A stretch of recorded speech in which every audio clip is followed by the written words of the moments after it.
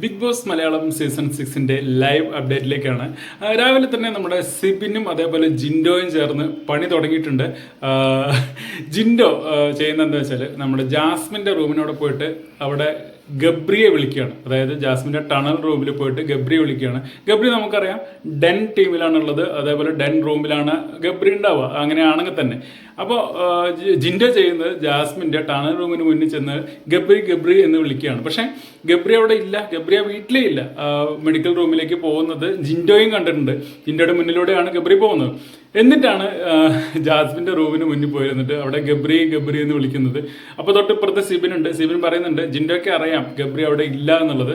എന്നിട്ടും ജിൻഡോ വിളിക്കുന്നത് ജാസ്മിനൊന്ന് ഇളക്കാൻ വേണ്ടിയിട്ടാണ് എന്നുള്ളത്. എന്നിട്ട് തിരിഞ്ഞു വരുന്ന സമയത്ത് ജിൻഡോ സിബിനോട് പറയുന്നുണ്ട് എനിക്കറിയാം ഗബ്രി അവിടെ ഇല്ല എന്നുള്ളത്, പക്ഷെ എന്നാലും ചുമ്മാ ഒന്നിരിക്കട്ടെ.